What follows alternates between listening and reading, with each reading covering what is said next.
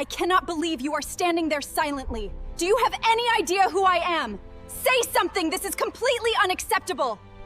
Imagine standing in a room where someone is trying to provoke you. They criticize your choices. They question your intelligence.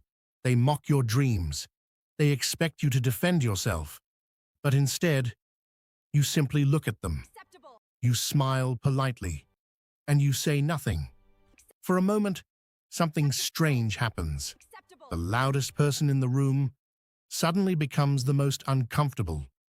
Why?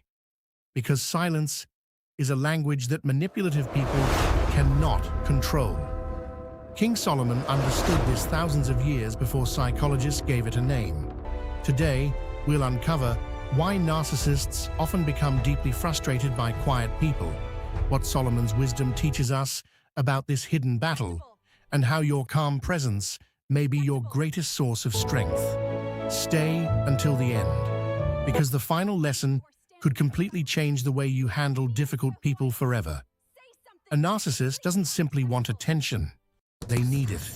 They feed on reactions, whether it's admiration, fear, anger, guilt, or confusion. Every emotional response reassures them that they still have influence over you. Think of attention like oxygen to a fire. The more you supply it, the stronger the flames become. Now imagine removing the oxygen. The fire doesn't explode. It weakens. That's exactly what silence does. Quiet people unintentionally deny narcissists the emotional fuel they crave. Solomon wrote, "A fool's lips walk into a fight, and his mouth invites a beating." Notice what he didn't say. He didn't say every battle deserves a response. Sometimes wisdom chooses restraint over reaction, because not every invitation deserves your acceptance. Let me tell you about Sarah.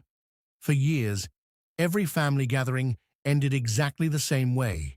Her older brother would make jokes about her career, her appearance, even her parenting. Sarah always defended herself. Every insult became a 30-minute argument. Her brother smiled after every fight. Why? Because he had won. Not the argument, her attention. One day, Sarah made a different decision. She listened, she smiled, she answered politely, then she changed the subject. The insults became stronger, then louder, then strangely desperate. Finally, they stopped. Why? Because manipulation only works when someone continues playing the game. The silence wasn't weakness, it was the first boundary she'd ever built.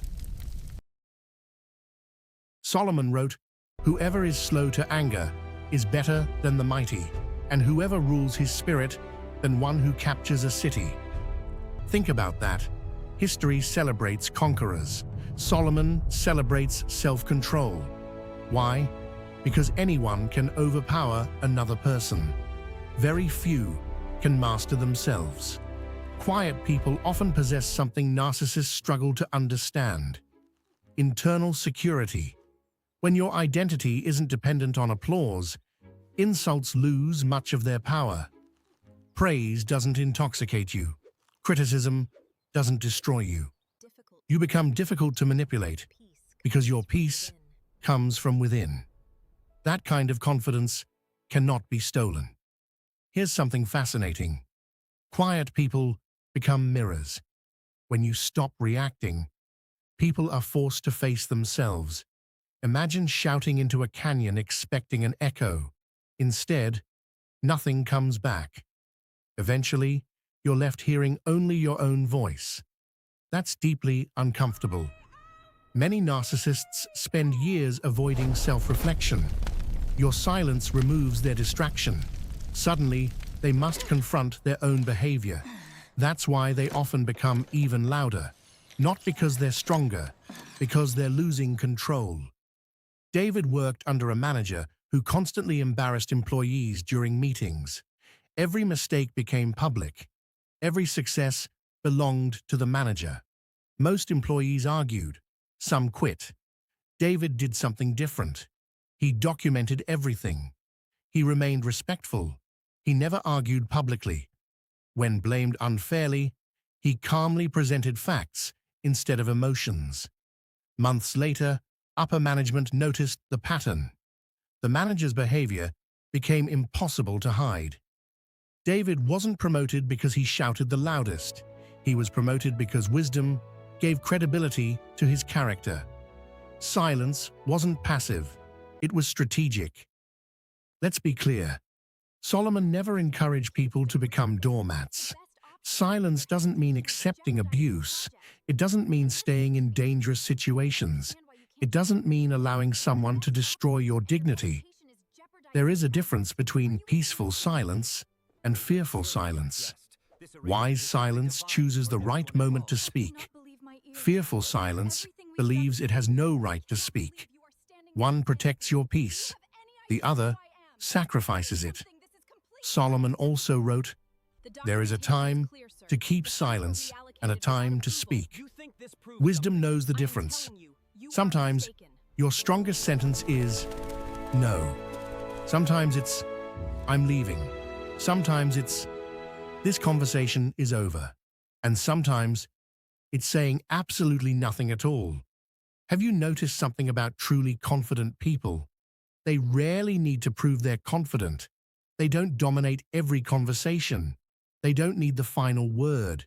They don't constantly defend their reputation. They understand something many never learn.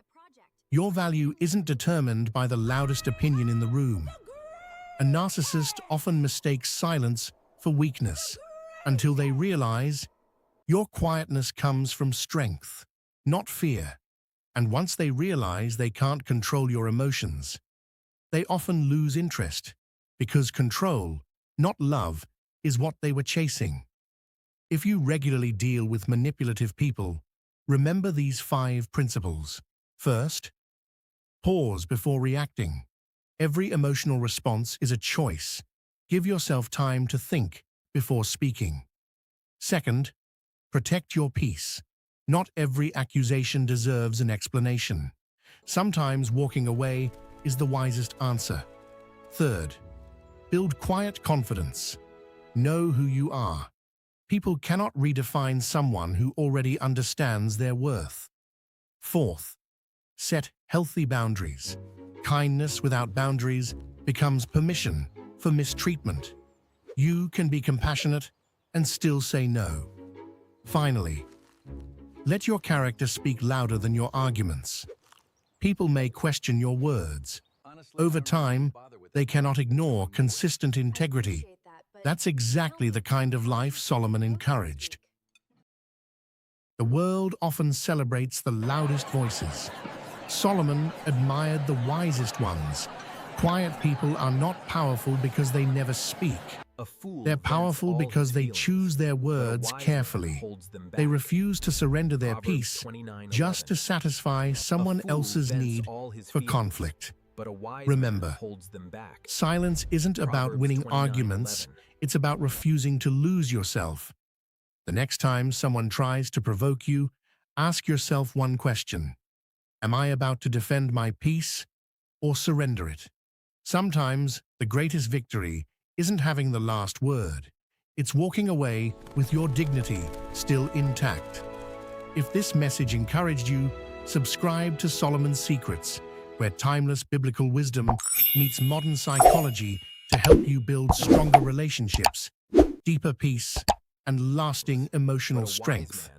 Until next time, choose wisdom, guard your heart, and remember that sometimes the strongest voice in the room is the one that doesn't need to shout.